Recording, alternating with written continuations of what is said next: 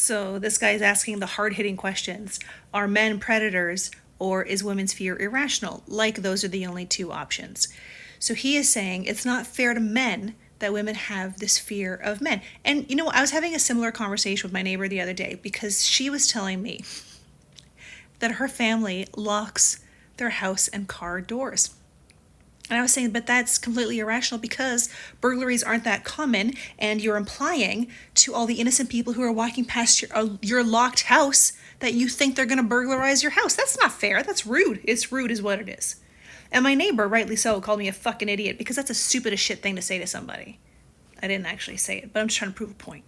Just the lack of empathy is fucking staggering with this kind of shit. I have an irrational fear of the shadow man who lives under my bed, which is why no part of my body extends beyond the boundaries of my mattress. And if you saw my bed, you would see how ridiculous this is because it's a storage bed. There's drawers underneath. There's literally nothing under my bed. That's an irrational fear. Women's fear of men, or wariness of men, I wouldn't say fear, wariness of men, is completely fucking rational.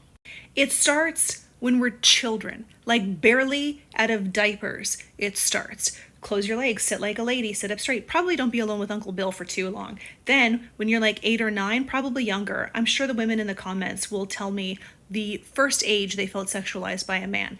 Around 8, you start to have creepy older men say shit like, oh, you're going to be a heartbreaker when you get older. You're going to make some guy really lucky one day. If I was only 40 years younger. Then when your boobs come in, oh Christ, then you've got not only boys in your class snapping your bra straps, but your teachers start looking at you a little bit differently. And then there's the dress code that girls have to adhere to that is different than the boys' dress code because girls have to cover up more shit so they're not tempting the male students and teachers. So girls have to cover themselves and learn how to make someone else the prey instead of teaching those boys not to be predators. Right? Don't think like a predator. Saves all women. Protect yourself by covering yourself up. Protects only you and targets them elsewhere. To a girl whose parents likely didn't love them enough to tell them not to wear a tank top in the fucking summer. And then your early teens are an exciting time because that's when every man in your life who doesn't want to have sex with you warns you against every other man on the planet. Don't leave your drink unattended. Don't accept a drink from a stranger. Actually, don't accept a drink from someone you know unless you watch them make that drink. Always go to the washroom in pairs. Don't walk alone at night. Don't park your car in the parking lot unless you're under a light post. Make sure somebody walks you to your car or walks you to the bus stop. Don't get into a car with a strange man because guys only want one thing. Guys only want one thing.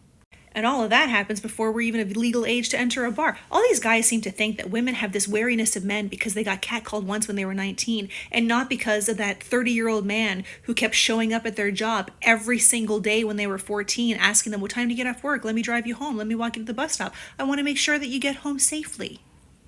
If you got bit by a dog when you were a kid and you were still leery of dogs as an adult, people think that's a totally normal reaction. But women have dozens upon dozens upon dozens of interactions with men, and then men like this still think it's irrational.